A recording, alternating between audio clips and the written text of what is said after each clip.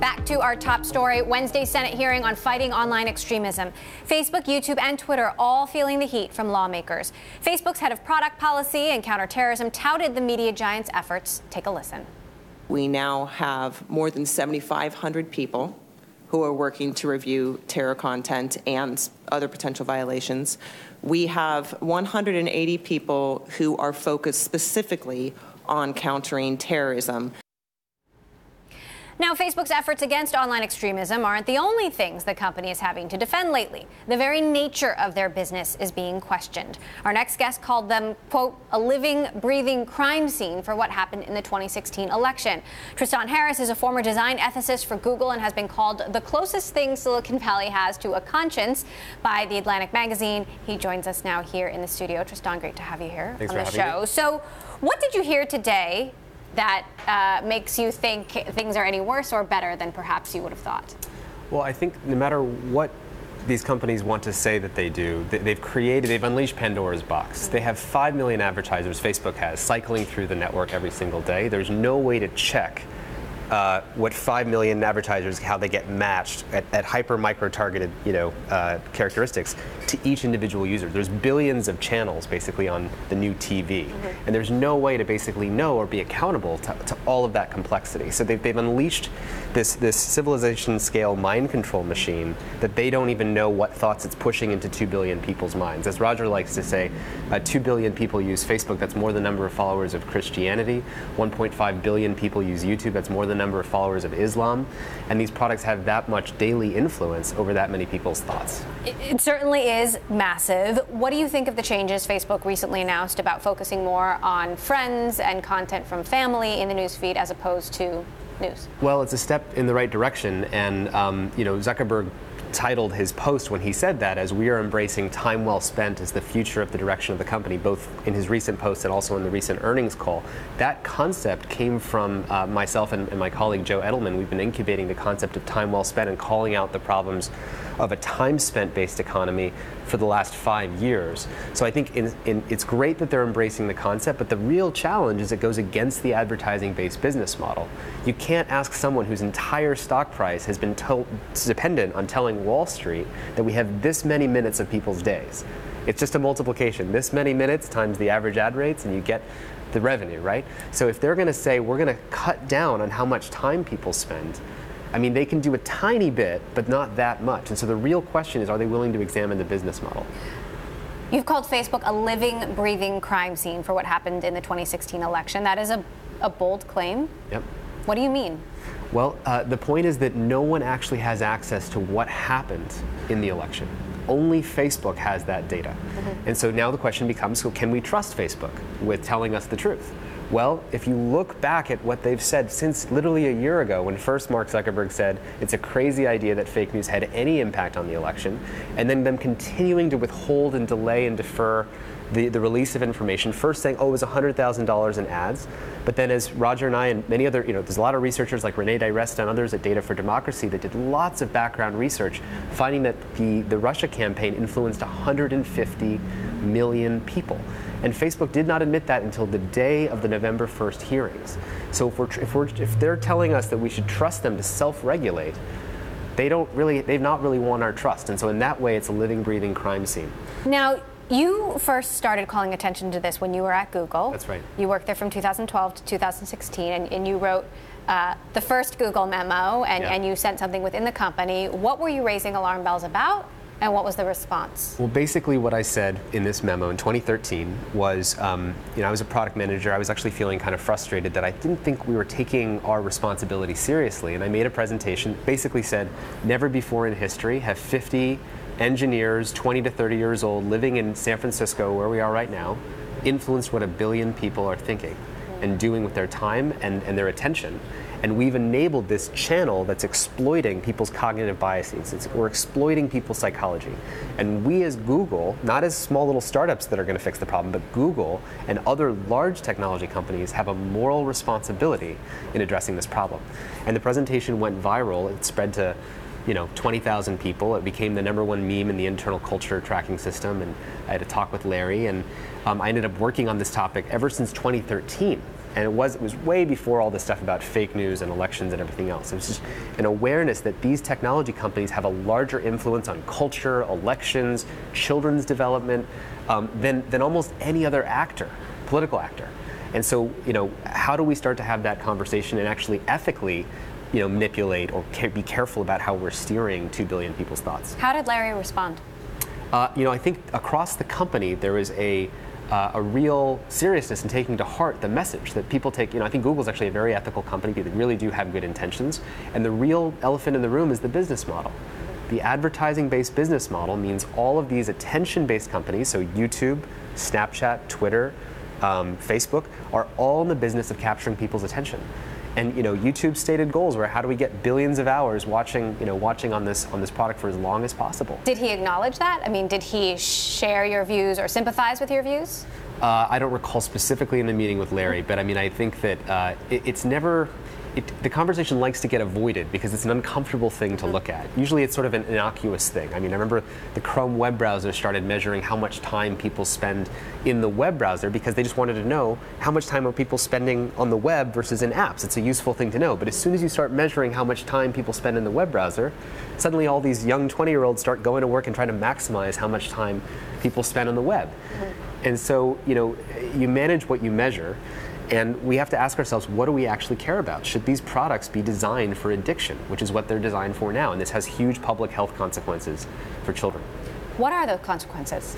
Well, we had Jim Steyer of Common Sense Media on the show yesterday, and there really isn't a lot of research on how tech impacts children, shockingly, given that there's so much concern about it, but we actually don't know. Well, there's a great article by Jean Twenge that got a lot of traction called Have Smartphones Destroyed a Generation? And it talks about many of the cultural and social impacts of how addiction to smartphones have changed our relationship, changed children's relationship and the children's dynamics. When are they having sex? When are they going out? People are more isolated, more depressed. And if you just look at the dynamics, Snapchat, for example, puts the number of days in a row that you sent a message as a kid to all of your friends.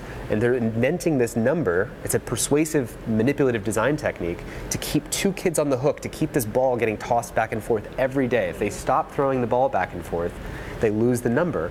And so kids start defining the currency of their friendship based on whether they're sending this empty message back and forth.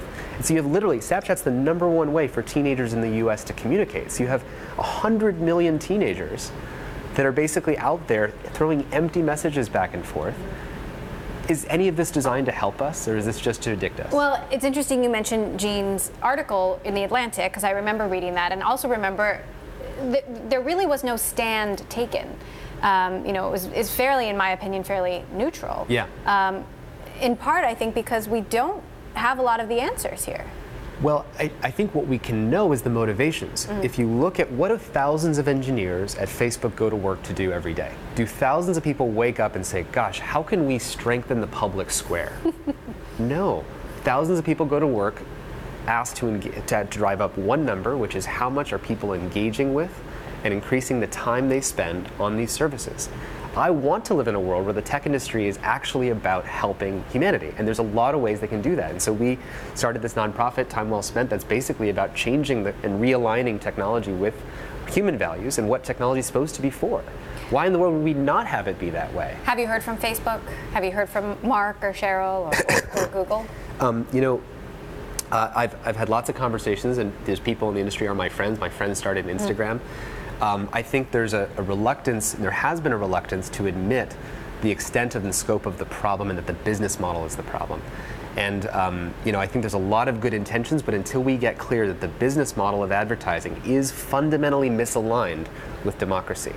If the business model is I have to capture your attention, that means it's better for me to confirm your worldview and give you things that agree with what you're thinking than to show you things that disagree. I'll do worse in the attention economy if I show that reality is more complicated or different than how you think it is. Does a subscription model for Facebook eliminate all these conflicts? Well, certainly it would change who the customer is. If all of us are paying for the product, then you have thousands of engineers who go to work every day, and who are they working for?